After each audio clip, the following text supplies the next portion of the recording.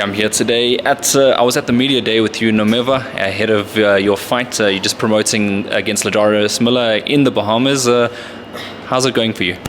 Everything is looking. Thank you for coming. Firstly, everything is looking good. I still have time. I still have 8-9 weeks to the fight. So I think everything is under control. We were doing good, and I'm fit, and I'm working, and obviously working hand in hand with my trainers. Chief Chief is laughing, and then also training with Infinifit, and lecture is helping me, and the guys in the gym, Ati, To, and Kani, everyone in the gym, they're helping me, so it's good, and I'm in a good space. But I've been telling you that now I can move the mountains. Of course, going to USA again after a long time since your fight with Devin Haney. What's the feeling like going back? I was in America last 2 weeks back, so for UFC, yeah. So I'm an American boy, man. I'm not going to be surprised by anything. So one of the things that is most important is that when I was there last time, I was fighting Devin Haney, and the last impression of people that saw me and that will remember me is going to be about Devin Haney's fight. That's good for me. I gave Devin Haney one of his big fights, hardest fights then, before every other fight that he has after me. So it's going to be a good thing, because people will remember the name, and also the person, and also they'll put respect. And I know for a fact that I'm not going there for such things, but I'm going there for a most important thing, to win my fight. And I'm making sure that I'm ready. I'm getting ready for that. And I go there and I win my fight, and I come back again. Fight's been chosen in a location, the Bahamas. It's like an island, so you're going to have a different type of venue. Not many boxers would have, chosen that route. What was the thoughts behind this one? It's also a very historical venue. I've heard that. I think Muhammad Ali fought there. Okay. Yes. I don't know whether it was his last fight or what. I don't know, but he fought there. So the place that I'm fighting in, Muhammad Ali once fought there. So I think it's one of the greatest things for me. And I think because of there's been a long time with no boxing in the Bahamas, for the fact that after a long period of time after Muhammad Ali fought there was nothing, and here comes Nomeva, South African boy, and people are not expecting me, or they don't know me, but they want to see boxing again after a very long time. So it's good that they're going to see me and refresh their minds with another beautiful boxing from South Africa. The opponents, Ladarus Miller, was it a careful strategy from you to pick him as a potential fight? Because Miller isn't exactly a world champion or anything like that. He's sort of on the upcoming scene. He's had 2 losses like yourself. Was it a strategic move for you? No. When I accepted the fight, I was meant to fight Frank Martin. So that was a fight that I was very excited to see, and I'm still hoping that it's going to happen, especially because we already had mentioned something about it. So I hope that it's going to materialize and come to reality. So it was Frank Martin that I was supposed to be fighting with, that was proposed to me, and I said yes, of course, because that was going to be a good fight for me and a good win for me. When I win that fight, I know a title can come anytime, So now and then things changed. Ladarus Miller came to the picture, and I was like, okay, it's not a surprise. I know the boy, and he was a press box when I was in America, and he lost to one of the good boxers, also the boy that called Ali Rivera or something. So I lost to him, and Rivera lost to Frank Martin, and then also I was supposed to fight Frank Martin, and then now I'm fighting the guy that lost to Frank Martin. So now beating this one, I can safely say Frank Martin and me can also fight to see who's who, Fine. That's also what came into my mind when I was looking at the fight, because with what is happening, all of them, there's something that has to do with Frank Martin.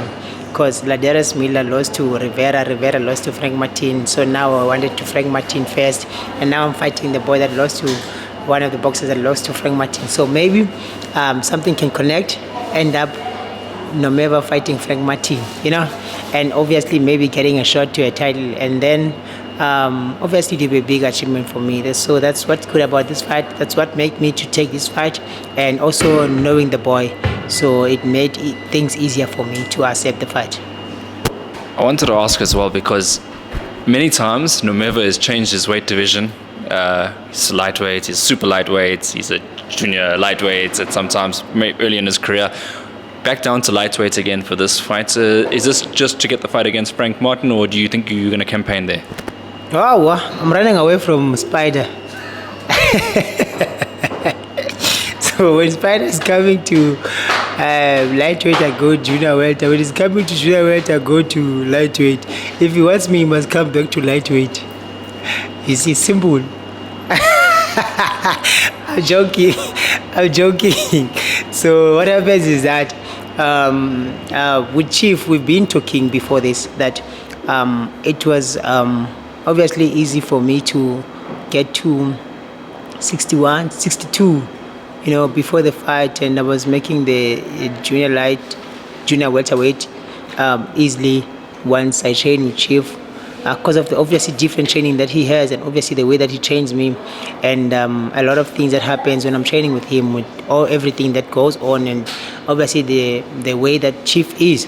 So as we saw that I am really, really not that big, I can still do lightweight compared to obviously looking at how I still make because I'm making my junior welterweight easily and stuff, and looking at Azinga also, he was saying that Azinga can still also do a junior light, and we've been talking and checking if something can come like an opportunity for me in lightweight, we will take it. Obviously, depending on how it is for us.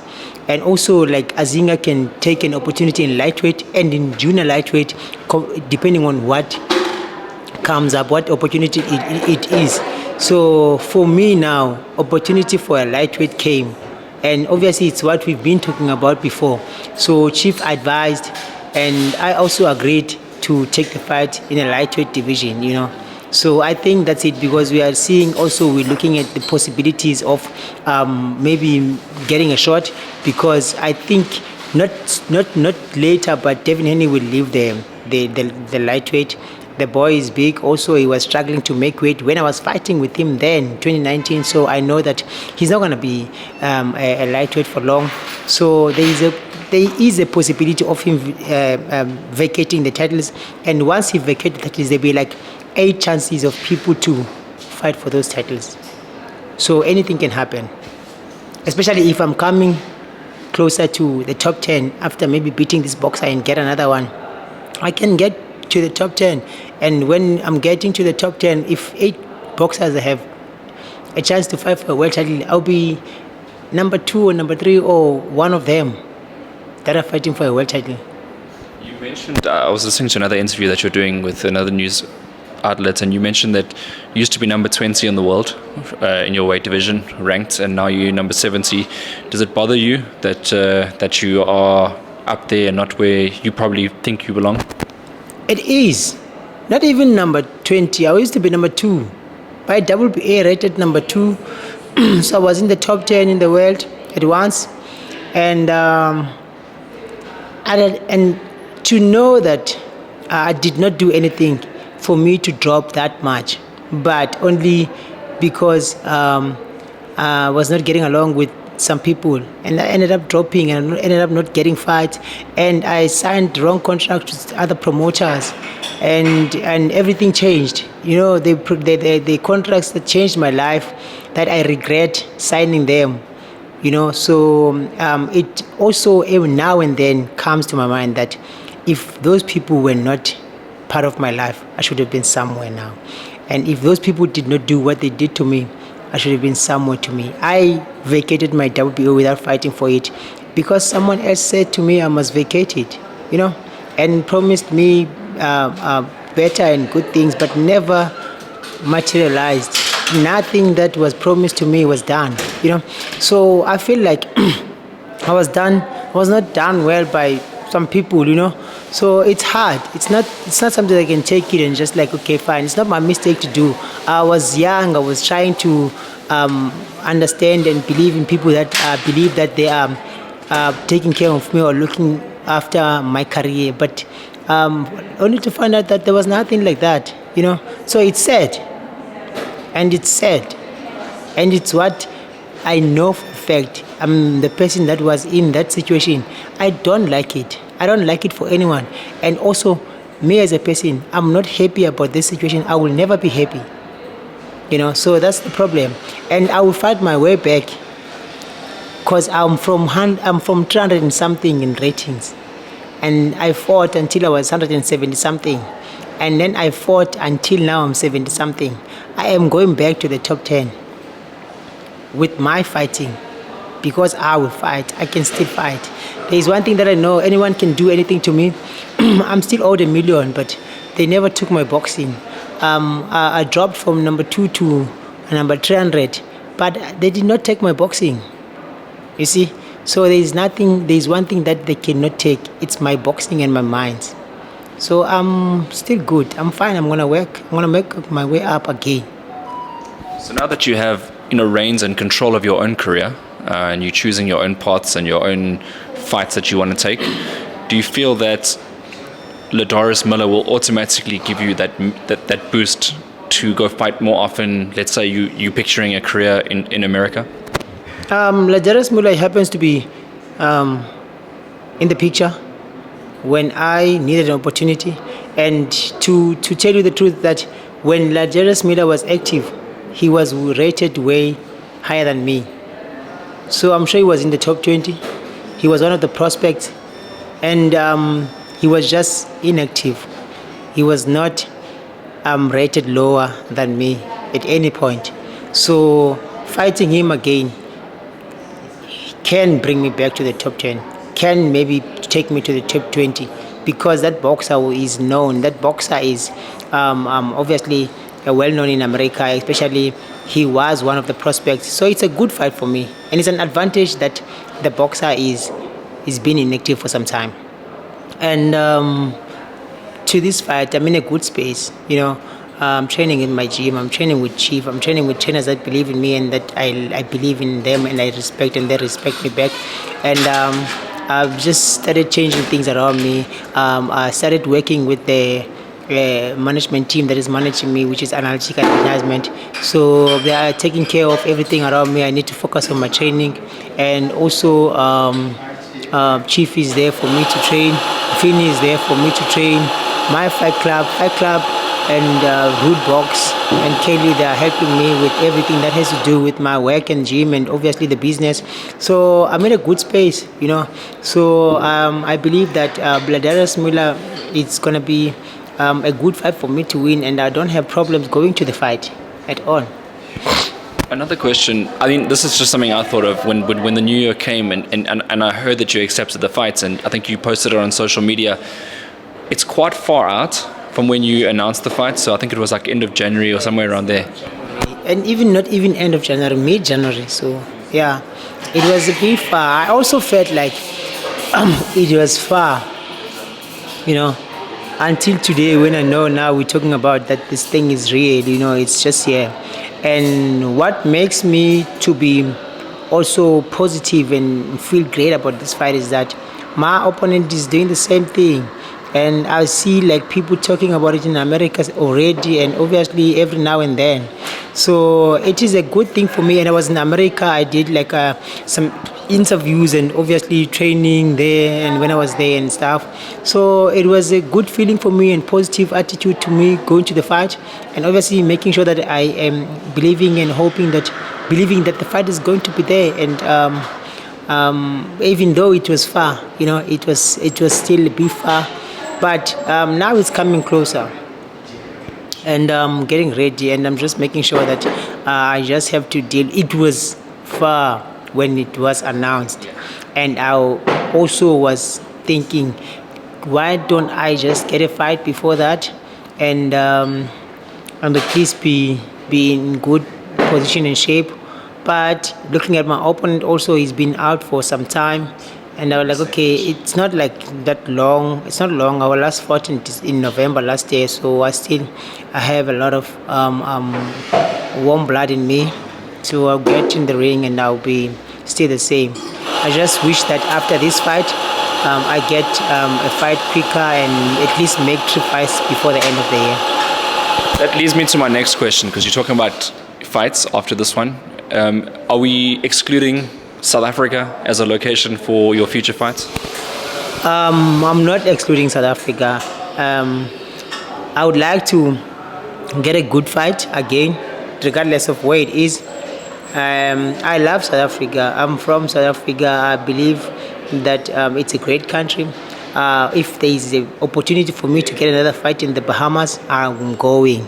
If there's an opportunity for me to get another fight in Las Vegas, I am going. In UK, I am going. And I believe that because I'll be creating, when I fight, I'm creating opportunities for myself. So if they come, I'll gladly take them. I would like to fight in South Africa. Obviously, if it's for a good cause. And I love South Africa. That's it. I think one also needs to accept the fact that we're never going to get a Devin Haney coming to South Africa. We're never going to get a Lomachenko. Yeah, we need to know those things, that South Africa and American boxing and UK boxing is different. You can see there is people that respect and love their boxing in America and other parts of the world. And also it's good business. And to go out there and fight, as much as I would be comfortable and I would love to fight in my own backyard, but I know for a fact that it won't make business for many people, and also it will be hard. But going to America, there's a lot of people, you go to America, you fight in front of 40,000 people, whatever, how 1,000 of people watching you. You won't find that in South Africa. You can't make 2,005 people fighting, you're watching one fight in a venue, so it's hard. It does not make business sense to people watching boxing, to people who are interested in coming in endorsements and sponsoring boxing and whatever partnerships. So the minute our South African people start respecting and start celebrating and start supporting us, boxing can change and the business will be better in South Africa. Boxers will be comfortable fighting in their own homes. But at the moment in time, I don't want to lie, it does not make any business sense that much to say I wanna be in South Africa when there's still other opportunities outside. So everyone will look at the place where it will be comfortable and making a little bit of money than fighting at home and for nothing. So when you go on social media and you get fans and you get promoters and managers and trainers and you see your name being matched up against Spider, you mentioned that earlier in the interview, how do you receive it? Because obviously you have got your current assignments in front of you, and do you see that as a fight that could happen one day? Yes, it's a fight that can happen. Spider is a great boxer, great experience. Can fight with me. Also respect the guy. And one thing I know is that I can beat him anytime. He knows also. Yeah, but he also would like to fight me because fighting Nomeva is a big thing. So yeah. So when people are saying Nomeva versus Spider, it's a fight that I don't even overlook.